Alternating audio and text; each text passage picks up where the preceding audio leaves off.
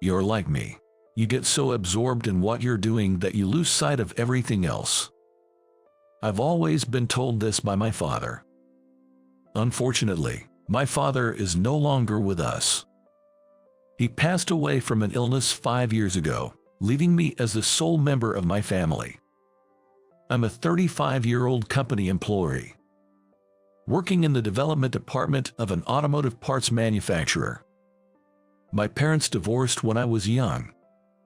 The reason was my mother's infidelity. She left only a divorce notice and disappeared suddenly. Afterwards, my father tried to find her and discuss things, but ultimately, my mother never returned home, and I was raised solely by my father. Since we were not wealthy, I started working immediately after graduating from high school. My first job was at a company where a friend of my father worked. That friend was Kevin. Now, he is the head of the development department. Kevin had been helping us even before I started working there. He used to take us out for meals when times were tough and would secretly give me some pocket money when my father wasn't looking. He helped a lot when my father passed away. I really owe a lot to Kevin. I might as well have been hired at this company for Kevin's connections. I wanted a job where I could think and create, so I worked hard and studied while working. My efforts paid off, and after 3 years, I was transferred to the development department. Since then, I've been enjoying fulfilling days working with Kevin. There were tough times after my father passed away, but thanks to Kevin, I'm still able to work normally. Kevin is a very important person to me. One day, during such a routine, something happened. A staff member was transferred to the development department. He was George, formerly from the sales department. He is the same age as me, but he's an elite employee who graduated from a prestigious university. He had built a considerable track record in sales. George was promoted to section chief in the development department. In other words, he was going to be my boss. That surprised me. I had thought George would continue to excel in the sales department. I never quite understood the decisions made by the higher-ups in the company. George and I hadn't talked much. We just greeted each other in passing. I found George a bit difficult to deal with. He seemed very confident in his educational background. I once overheard him talking and laughing in a demeaning way, saying, "I can't think of people without a university degree as humans. Since I only graduated from high school, I guess he looks down on me too." On his first day after the transfer, George greeted the employees in the development department, but he just briefly said "nice to meet you" to me without even making eye contact. Seeing George like that made me feel anxious about the future. Although he was an excellent employee in sales, he was practically a novice in development. Frankly, the projects George proposed were something anyone could think of, lacking any novelty. The other employees also frowned upon his proposals, thinking, "Well, that's really not going to work." But George seemed completely oblivious and always presented with full confidence in our department meetings. "Well then, let me present this new project idea." I couldn't tell what Kevin was thinking, but he usually looked down whenever George presented something. 2 months after George joined, each employee in the development department was asked to submit and present their new product ideas in front of all staff members. Employees without any managerial position presented first. I explained my diligently thought-out plan, albeit nervously. After finishing my presentation, Kevin praised me, saying, "Quite an interesting proposal. It really shows your long experience in the development department. Work on it a bit more and present it again next week." I couldn't hide my joy at his words. When I glanced at George, he was turned away, muttering under his breath and looking unimpressed. Soon it was George's turn to present.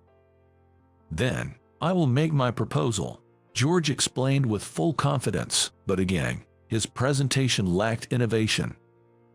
I muttered to myself, wondering which company would buy such a product. Kevin, addressing George as he continued his presentation, said. Kevin, looking down, said, I'm afraid we can't accept this as it is. You need to add a bit more creativity. He then added, let's stop the explanation here for now. That's enough. Kevin cut him off, and George was left stunned. Then Kevin continued, you may hold the position of section chief, but you're still a beginner here in development. It would be good for you to learn from skilled employees like David. I was surprised to hear my own name suddenly mentioned. George responded with a simple yes, but I could see frustration in his eyes. After that, George clearly started showing hostility towards me. After the presentation, he glared at me and said in passing when no one else was around, an elite like me has nothing to learn from a high school grad like you. At one point, he even said, remember, I'm still your superior. Someone like you will never surpass me. Just be content with being a perpetual regular employee. He continued to belittle me. Worse still, George started using his position as a supervisor to take credit for my achievements. Determined not to lose to him, I threw myself into my work more than ever. Seeking perfection, I worked late every night, often missing the last train and staying at a hotel near the office. Not just at night.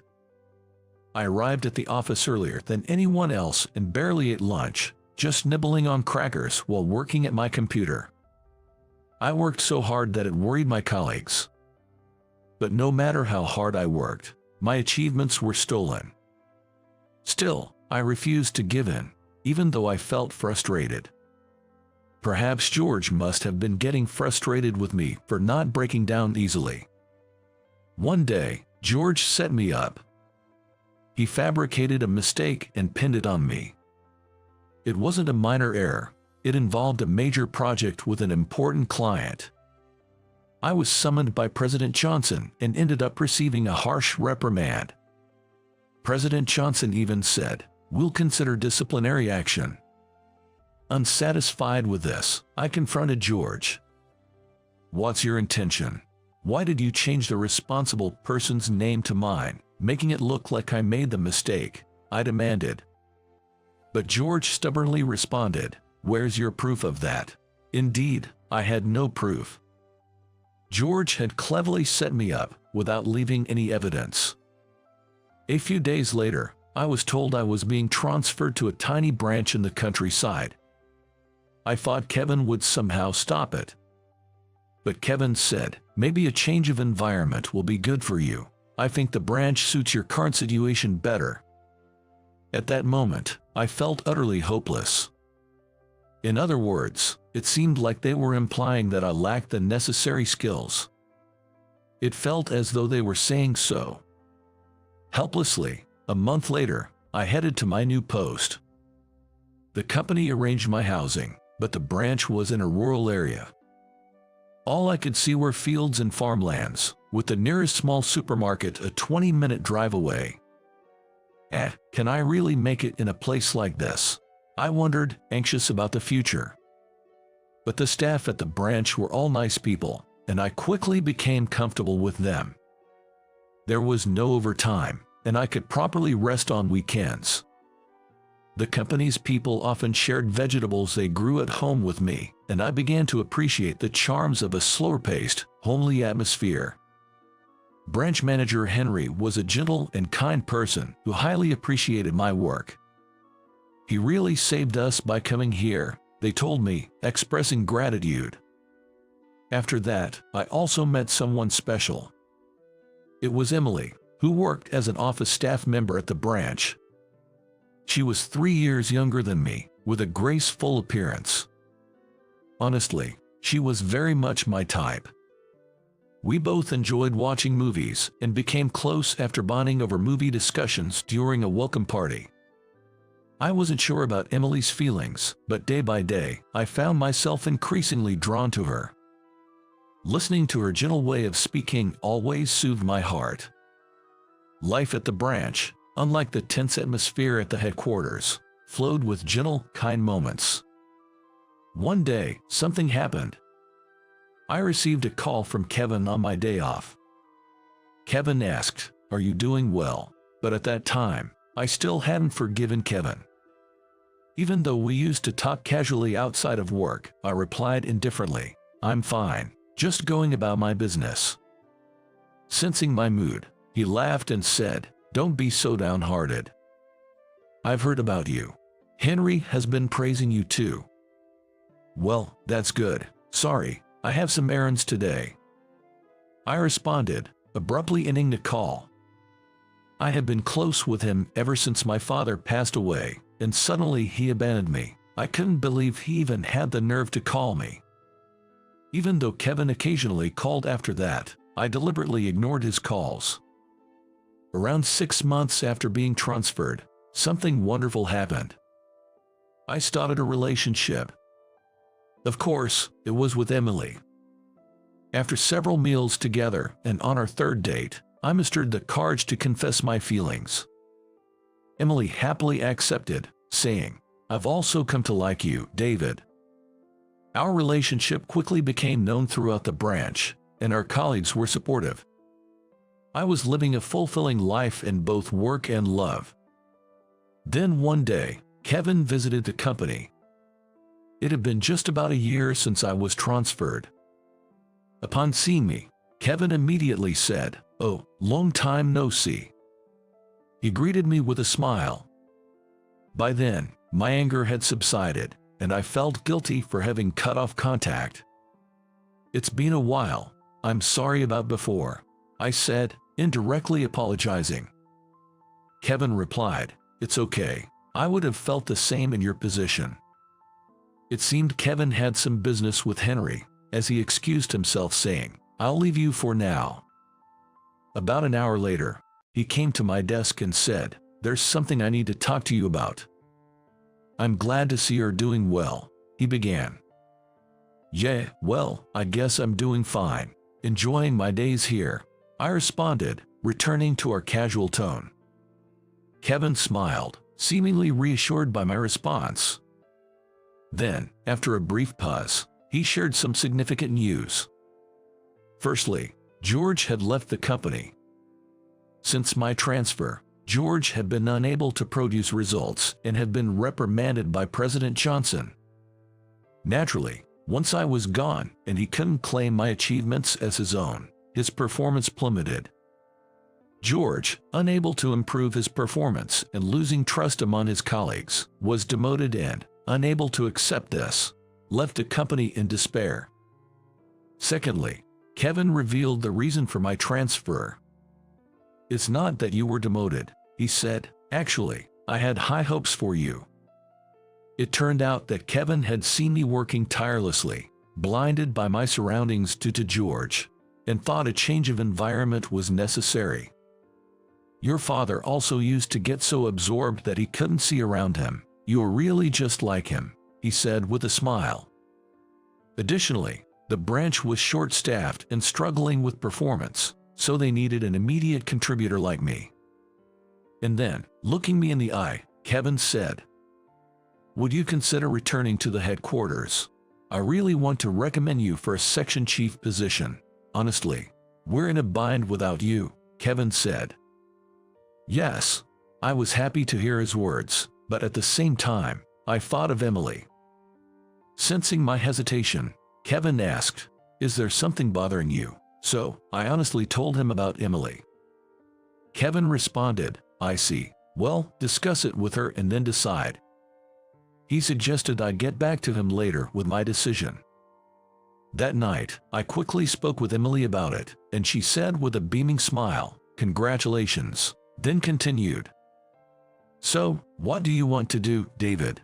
"I want to go back to the headquarters and work as a section chief in the development department. That's what I really want. But I also want to stay with you, Emily." She smiled and said, "I understand. I'll follow you, David." I was overjoyed. Emily decided to leave the branch and move with me. I informed Kevin about our decision right away. He seemed pleased and said, "That's great." About 2 months later, I returned to the headquarters. All the employees warmly welcomed me back, saying, "Welcome back." Soon after, I was called by President Johnson and discussed my promotion. "I have high expectations for you." "Yes, I'll continue to work hard," I replied. This is how I became the section chief of the development department. Kevin congratulated me. "Congratulations, David. I'm happy for you. I think your dad would be proud." When I told Emily about the promotion, she also congratulated me. "Congratulations, you've worked so hard." By the way, Emily and I had started living together in an apartment costing about $1,000 a month after moving here. Then, about 6 months later, I proposed to Emily. It was also the anniversary of when we started dating. Holding the ring, Emily said, "It's like a dream. Let's always be together." "I promise to make you happy," I said, looking into her eyes. I immediately reported our engagement to Kevin. "That's great. Make sure you make her happy," he said. "Yes, I want Kevin to attend our wedding in place of my father," I told him. He responded, "I was planning to do just that. I want to live a happy life with my beloved wife, never forgetting my gratitude to Kevin, who has always supported me."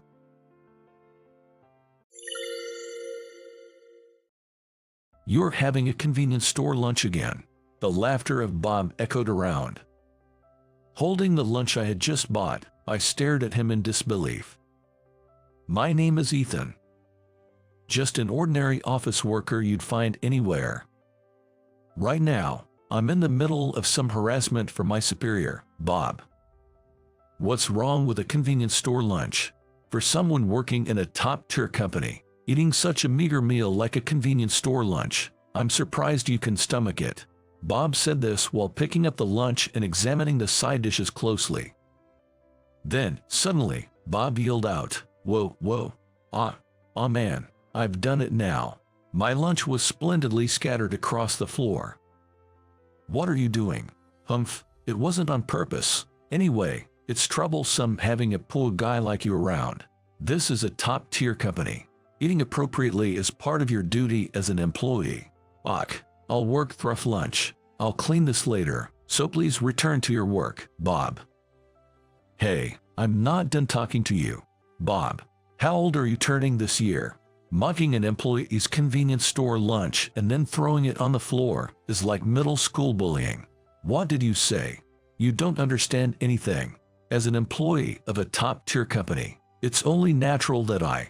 "So, what about your lunch, Bob?" I said this intending to counter the childlike Bob.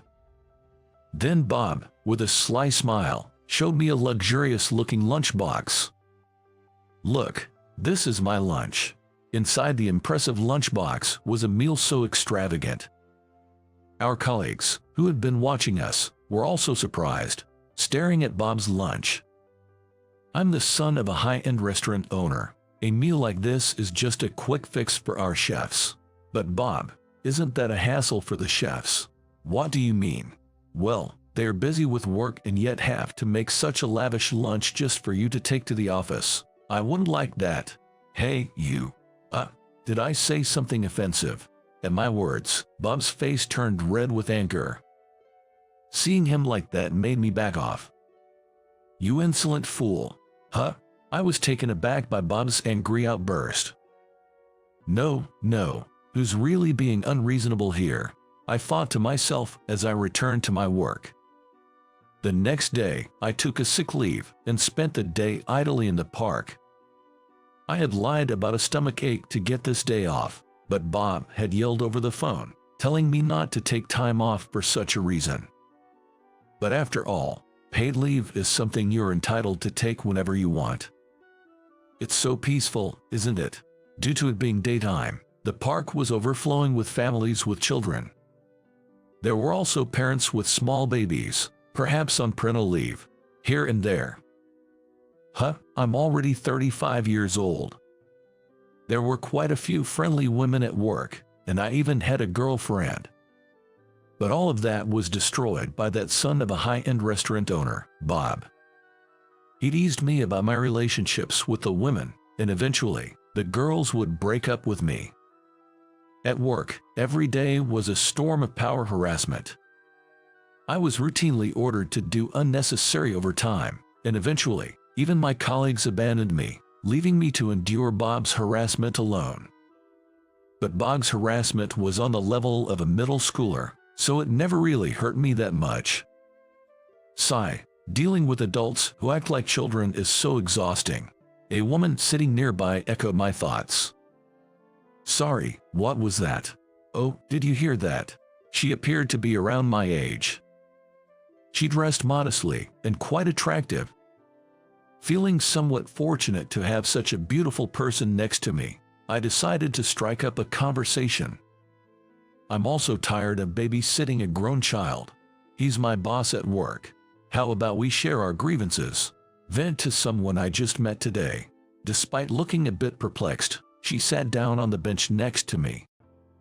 Why not? Let's talk about our experiences with these overgrown kids. I've always been good at quickly getting along with anyone. This skill now serving me well in my sales job. You're a funny person, she said with a smile. Her smile seemed youthful and charming. Then she began to vent. I'm transferring to my father's company next month, to the HR department.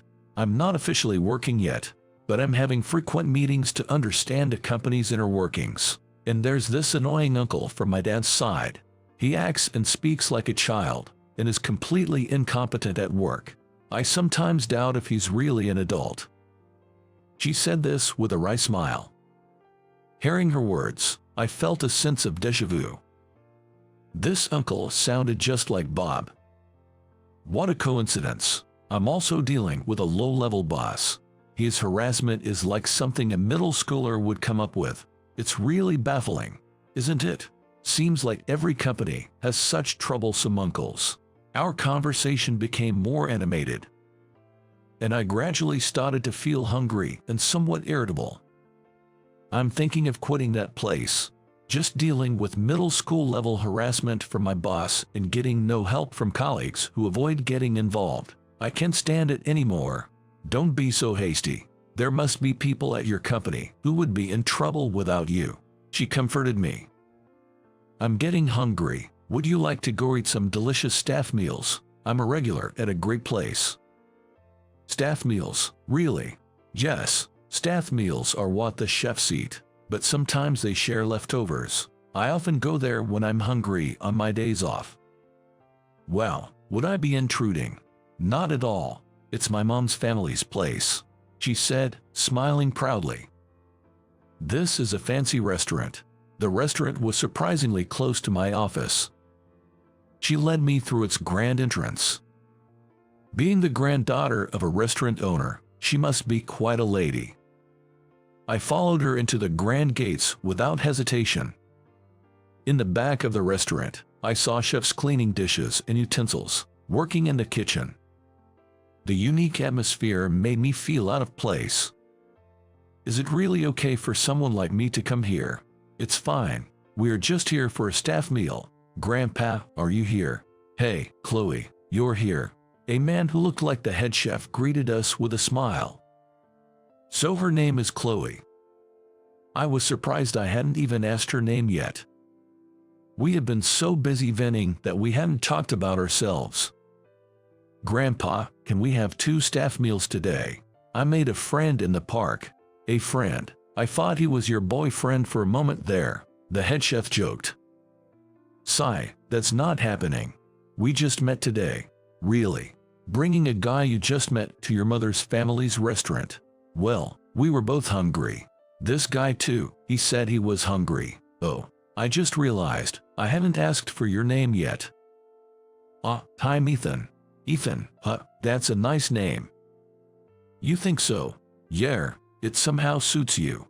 She said this, and I felt a little flutter in my chest. It had been a while since I had a conversation with a woman like this. Ethan, are you okay with fish? Yes, I love fish. That's good. Some young people these days dislike fish and won't eat it. Saying this, the chef started cutting a piece of fish on the cutting board. He then prepared some fish dishes for us. You two go eat in the staff room. Just make sure not to disturb the other employees. Okay. Thank you. Chloe and I, holding the chef's seafood dishes, headed to the staff room. In that room, I ended up having a late lunch with her. Sorry for dragging you into this. No, I should be the one thanking you for being so kind. Chloe, you were here. At that moment, Chloe's comment was interrupted by a loud and familiar voice. That voice, I recognized it. No way, it was Bob's voice. Why was Bob here? Bob approached her with a seafood dish in his hand. Hey, Uncle, aren't you supposed to be working? I forgot my lunch today, so I came here to eat the staff meal. Everywhere else is closed for lunchtime, and convenience store food is just too awful. Look, the guy I told you about took the day off today. Really pisses me off. Hearing that, I called out to Bob from behind. Hello. Bob and I locked eyes. What? Bob was visibly shocked to see me. Why are you here? I was at the park and hit it off with Chloe, and she brought me here. Wait, you two know each other? Know each other? He's the guy I always talk about, the one who only eats convenience store food, no taste at all. That's harsh. So, Bob, you've been talking about me like that. Wait, does that mean the company Chloe is transferring to is our company? It seems so. So, the middle school level middle-aged guy we've been venting about is right in front of us. We both turned to face Bob. You don't need to quit your job for someone like him. I'll handle this matter. Would you continue to contribute to my father's company? Hey, Chloe, what are you saying? Bob was panicking upon hearing our conversation. Uncle, I've reached my limit defending you. Your excessive physical contact is causing female employees to quit, and the male employees are worn out from your harassment. There have been many complaints in HR. I'm sorry, but could you resign from my father's company? Wait a minute. How will the company run without me? Well, you hardly do any work, do you? Huh? Actually, we've even had complaints that work goes smoother without you. That's ridiculous. Almost all of your subordinates have lodged complaints against you. It's unprecedented since the founding of the company. Even Dad is appalled. Bob seemed to be in shock from Chloe's relentless barrage of words.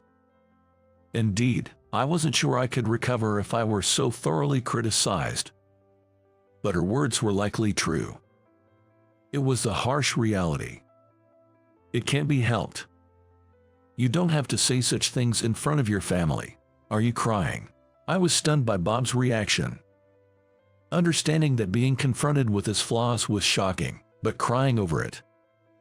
Bob then left the staff room. Are you okay? I was surprised by Bob's behavior. Yeah, he's quite sensitive, you know. His heart is still like that of a middle schooler. Seems so. He could dish out harassment easily, but couldn't take criticism himself. A self-centered person indeed. But I hope this experience helps him grow. He's been kind to me since I was little, and he does have his good sides. And so, my tumultuous day off came to a close. Later on, I heard Bob was getting a reality check, working under his father, the head chef, doing menial tasks. And as for me, are you sure I'm suitable to be a section chief? Of course, it's based on a fair personnel evaluation. You're capable of handling it. I had been promoted from a regular employee to section chief. Thanks to Chloe's investigation in HR, it was revealed that my evaluations had been unfairly low due to Bob's harassment. You're a valuable asset to this company. I'm so glad you didn't resign because of that useless uncle. We would have lost an important member of our team. Saying this, she looked into my eyes and smiled warmly. With Bob gone, my stress has completely disappeared, and I'm much more productive at work. Although we won't have any more grievances to share, I hope we can have enjoyable conversations from now on. I caught myself frequently glancing at her during work and suddenly realized it. I'm secretly planning to invite her out for lunch soon.